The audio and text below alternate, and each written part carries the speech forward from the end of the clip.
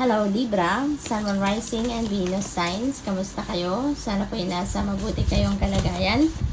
Welcome back po sa Star Tarot. Kung bago kayo rito, welcome din kayo. Thank you sa inyong support. I truly appreciate it. God bless you all. So mga mensahe po for today, yun ang mga mensahe na dapat ninyong malaman or marinig sa ngayon. Peacock, let yourself stand out and be noticed. Ayan. So, siguro, in the past, or maaring nakasanayan nyo na you are just playing small, no, Libra? Ngayon, inimbitahan kayo na let yourself stand out and be noticed because you deserve it. No? Deserve ninyo yan, Libra, because you've been too good naman sa mga ginagawa ninyo. Siguro naman, nag-e-excel kayo sa mga ginagawa ninyo. Kaya, wag na kayong mag-play small. But instead, be more confident and be assertive. Okay? So, what else? We have Ladybug. Napakaganda because this is a time of good fortune and abundance. So, panahon daw ito ngayon ng swerte at kasaganaan. Ano? So, maybe may mga opportunities na maaaring dumating sa inyo sa ngayon. That's why inimbitahan kayo dito na be willing to receive all the good things in your life, no? Isipin ninyo na you deserve all the goodness of the universe, all the abundance and the prosperity and good fortune. Okay? We have Meerkat. Get support from a trusted group of like-minded friends. Okay? So, kailangan ninyo dito na humingi kayo ng suporta, no? Kahit anumang klaseng tulong ang kailangan ninyo, don't hesitate to ask, 'di ba, for the support of your trusted group of like-minded friends, of like-minded people. Okay? Kasi kung ano man ang kailangan ninyo, if you are seeking for help from like-minded friends or people, maiintindihan kayo kung bakit kailangan ninyo ng ganon. Maiintindihan kayo na ganun talaga ngayon ang inyong pangangailangan.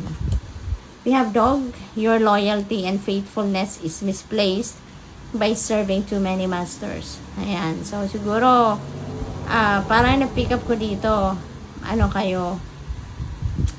multitasking. No? Multitasking. Marami kayong ginagawa. Marami kayong pinagkakaabalahan. Marami kayong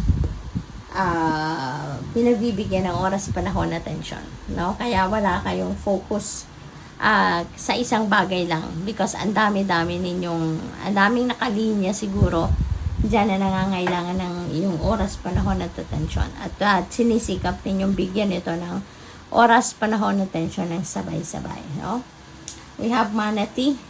Accept the situation as it is rather than fighting to change it. Ayan, so parang radical acceptance. Now, ito yung panawagan sa inyo sa ngayon. Instead of controlling the situation, controlling the change, or kaya nilalabanan natin ang mga pagbabago.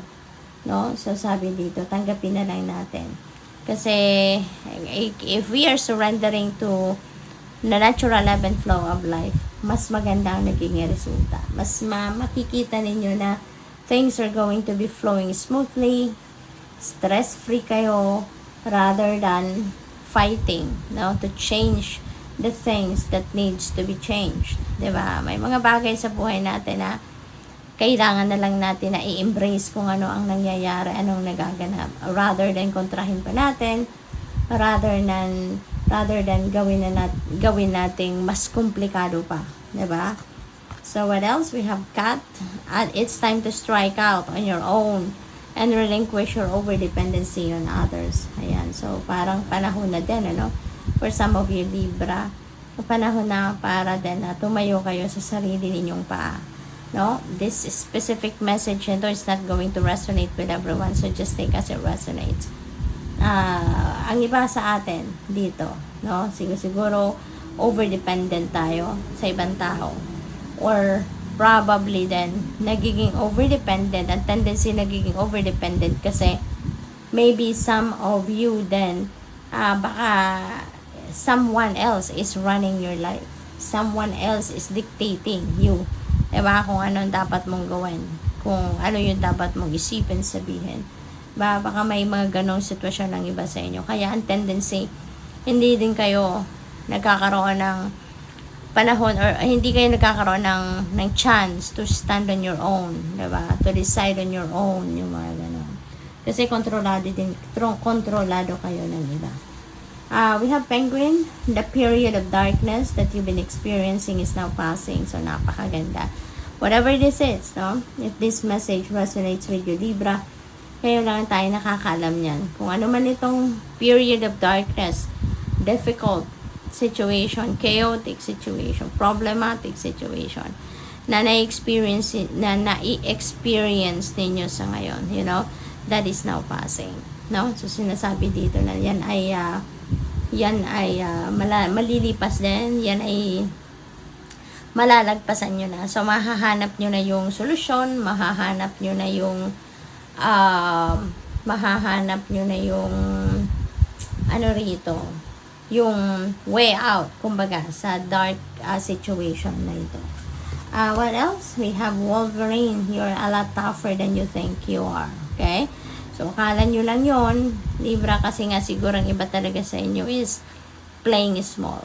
So, akala ninyo, hindi ninyo kayang malagpasan ang kung ano man problema dyan. Akala ninyo mahina kayo, no, para masolusyonan ninyo kung ano man ang problema pinagdadaanan ninyo. But, you know, ngayon, maaaring ma-realize ninyo na, diba?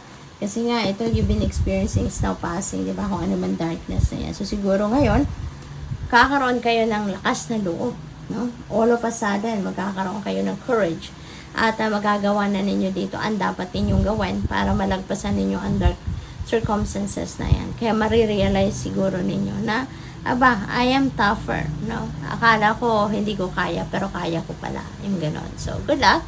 Thank you for watching. Love and light. Namaste.